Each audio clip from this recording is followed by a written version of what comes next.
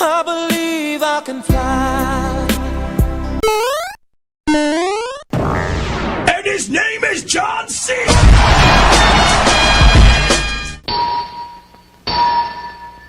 Before starting this video, I just want to let y'all know I wasn't able to cover the last week episode, so I will be doing it in this video alongside with the recent episode. So with that being said, let's begin. So the episode begins with Kizaru pulling up on both Vegapunk and Kuma, and the reason why he pulled up is because he was eavesdropping the whole time on their convo. Kizaru was like, hey, it's not good to negotiate with pirates. Vegapunk tells Kizaru to shut up, and he was like, I don't like that side of you. But Kizaru basically tells him, hey, it is what it is, as they show us Drake standing outside with the Vegeta tape line. Eventually Saturn calls and he was like, I don't care if Kuma gonna be a good ass soldier or not. He's a notorious pirate with a bounty of 296 million berries. The Navy would lose face if they use him as a clone soldier. But you see Vegapunk being Vegapunk, he was like, hey, I'm a scientist, I don't care if we lose face. Saturn even kinda agrees to a certain extent. He was like, if your plan do succeed, we will gain immense power. So with him liking that idea of gaining power, in order for Vegapunk plan to continue, he had to follow these additional conditions that he set. The first condition was that Kuma had to join the 7 Warlord because Ace took out one of the other warlords recently. The second condition is Kuma will become the Navy's human weapon himself, meaning that Kuma must get his body modified. Kizaru was basically rage baiting, talking about some, oh, that's a good idea. Vegapunk was like, bro, shut your bitch ass up. Shut the fuck up, bro. That's all look,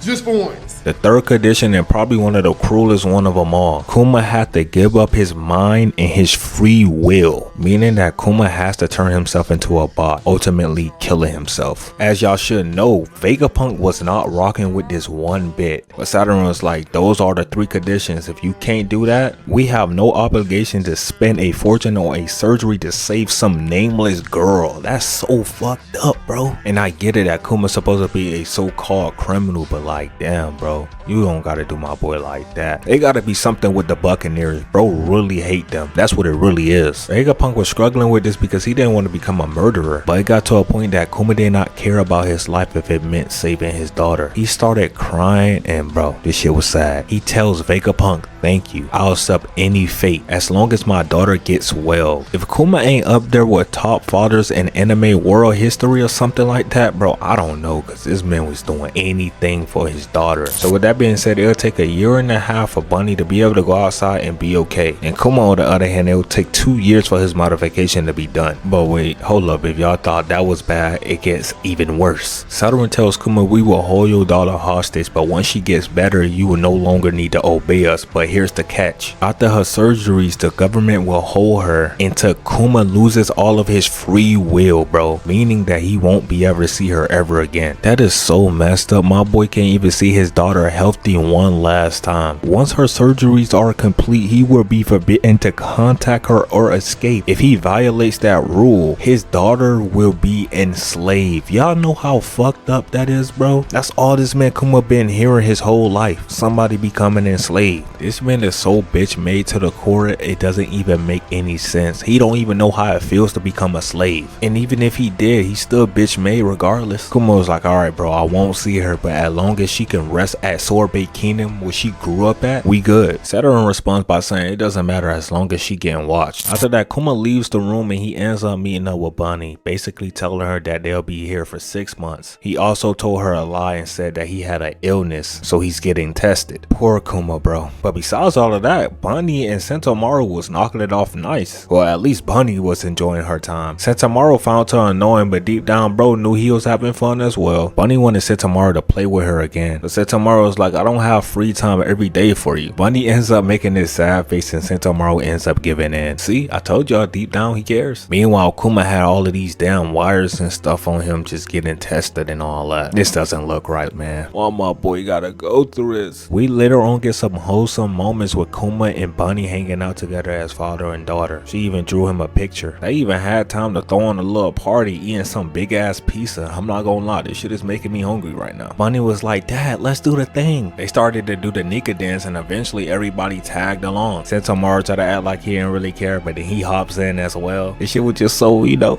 It was heart touching. We fast forward 6 months later and it looks like Bonney made some really good progress. She's starting to get better. Vegapunk tells her she'll be cured in another year. While Kuma in the back over there just smiling happy, both Bonney and Kuma bid their farewell and ends up leaving. Once they make it back to Sorbet Kingdom, Bonney ends up breaking the news to them that she'll be better in a year. Everybody was so happy for her. Kuma tells Bonney that he won't be able to see her for over a year because he's a pirate and he don't want to cause this country trouble. But he will be able to send her some letters and stuff, so she was okay with that. That's when Alpha, an intelligent agent of CP8, came out of nowhere talking about some I'll take care of her. Basically saying that she'll give her all of the treatment she needs to stay on task to getting better. But by the look of that face, I don't think so. Even Bonney was looking at her like, what the fuck, get the hell off my face. They even built a mini temporary house by the church. She was like, until Bonney get fully cured, we can't let anybody suspicious see her. So that means everybody will always have to carry their ID. This slick motherfucker tells Kuma, a child's neck, I could snap it just like that. You could tell Kuma had enough because he calmly responds back by saying, I know, I'll never come back. After that, he rubs Bonney on the head and tells her thank you for being born, then walks off telling everybody to take care. Kuma tried to keep a strong face as he walked off, but he couldn't hold it for much longer. Eventually, news spreads that Kuma became one of the 7 warlords of the sea, and we got to see a couple of people reaction to it. Like for example, Luffy. Man's talking about another bad guy has emerged. Nigga, you the bad guy here. Kuma ain't. Crocodile, my goat, did not care about none of that. They show us Mihawk, he just been nonchalant as ever. Elvita was talking about who's stronger, me or him. She get crickets for that dumbass question because ain't no way you think you're stronger than my boy Kuma, forcing my other goat Kobe to lie. Next up we cut to the Whitebeard Pirates and we get to see our boy Ace for a little bit, but I'm not gonna lie, that's my least concern right now, cause why the fuck this man Blackbeard got my boy Zoro drip? First we seen he did that with Luffy, now we see that he do that with Zoro. Technically it would be that he stole Zoro fit first because it's way before that time. Let's be honest, secretly Blackbeard is a straw hat, we just don't know yet. We see boy, she ain't give no fucks about it. Mortar either. Nothing new with Dragon, he just stay looking east. Both Sabo and Koala reacts to the news as well. Also, I can't forget Luffy running away from this tiger. And yeah, that's pretty much it. Next we got to 16-year-old Luffy using his battle axe, and I'm not gonna lie, the animation was clean. He had these animals scared for their life, while Kuma was over here spying looking at Dragon's son. Kuma remembered the time when he was talking to Dragon about this particular boy that he kept watching over, which was Luffy of course. But Dragon tells Kuma that he's gonna kill him if he keep talking about this. Not kill Kuma, but like kill himself, but not really actually kill himself.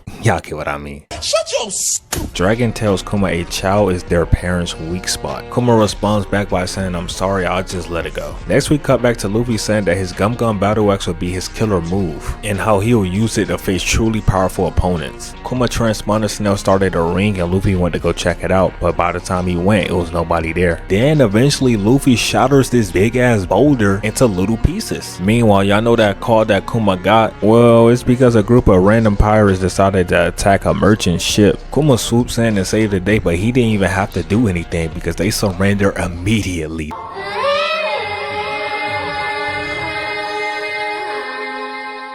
Next we cut to Kuma writing Bonney a letter. Basically he was saying how beautiful the world is, but you can't fully capture it in drawings and photos. He can't wait to see her face light up when she see it for herself. But speaking of Bonney, we cut to her and she was kind of pissed because she didn't see her father letters, and remember Kuma told her that he would send her a lot of letters. Connie tells Bonney to be patient, but it's nothing to be patient about because every time Kuma sends her a letter, Alpha grabs it and rips it up. That's the real reason why Bonney wasn't getting those letters, because this bitch ass motherfucker wanna hold him. You that cold hearted that you don't want to see a father and daughter bond that bad? You could tell she probably never had a father in her life. Bonney was sick of this shit, so she tells Go-Go she wanted to fade real quick, and she started just letting off some steam fading this man. In the mix of her doing all of that, Alpha ends up popping in, and she noticed that Bonney turns into this big woman, but she don't really know if she was seeing things or not. But yeah, her whole purpose of coming was to give Bonney her little medicine, but it turns out that wasn't actually medicine, it was just bad tasting candy. You see how fucked up she is, bro? Shit wild. As we cut to Vegapunk and the others, and it seemed that Stussy pulled up on him. She was like, Kuma, I heard you're gonna lose your free will. A human without a free will or a clone with free will? Who has it worse? And if you didn't know, she was referring to her and Kuma. That's when Kuma asks, what does it mean to lose free will? Vegapunk response to that was, no matter how much you claim to follow your orders now, could you, for example, kill a child if you was told to? In this research, the loss of free will means the loss of memory memories from living as a human and all human emotions. After Vegapunk was done with the examination, both Kuma and Stussy ended up chopping it up. Stussy was telling Kuma he wasn't being honest with himself. You'll lose all of your memories and emotions. It's impossible to come to terms with that, especially if you have somebody important to you. Kuma just looks at her and smiles it off, but we all know you hurting, bro. Vegapunk ensures that Kuma will retain a minimum level of free will until he's fully complete, then proceeds to tell me he has roughly a year until then. After hearing that, he started to write down another letter to Bonney. Kuma was like, as long as I have time, I want to keep telling Bonney how much I love her. Over the next year, he's going to be writing down a whole lifetime worth of feelings towards her. Kuma is such a kind father. There's nobody like him. We cut back to Bonney and it seems to be her 9th birthday and they got her a big ass pizza, which like I said is making me hungry. But yeah, she was just enjoying her birthday with everybody, you know, just having a good time. Then once it became nighttime, she was looking for a letter, but guess what? It was nothing in there, which it made Bonney cry because she was really looking forward to seeing a letter after she just turned 9. You would think her dad would send her one, but we know the real reason why. Also, even Kuma being a part of the 7 warlord system, he still was helping out the revolutionary army, but he couldn't say a word,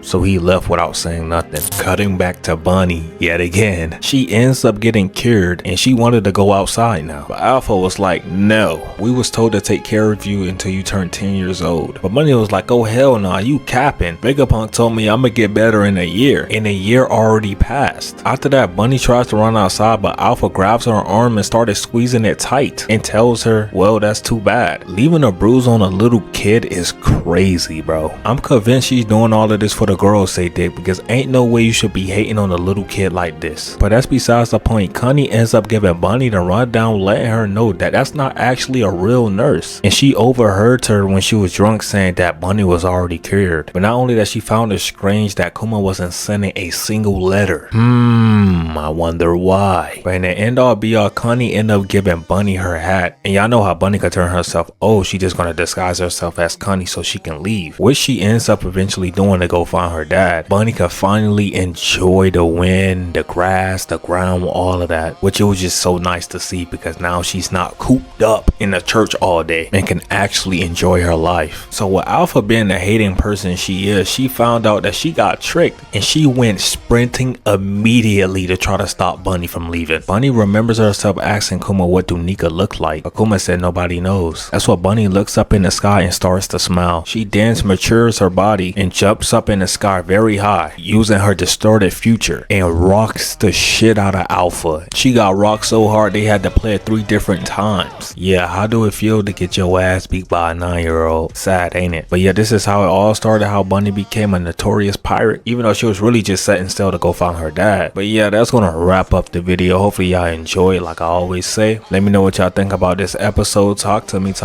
Also, make sure y'all don't forget to hit that notification bell, and if you're new to the channel, make sure y'all go ahead and subscribe. Don't forget to join my Discord. Follow my IG. I've been dropping edits on there too. Y'all might want to go check those out.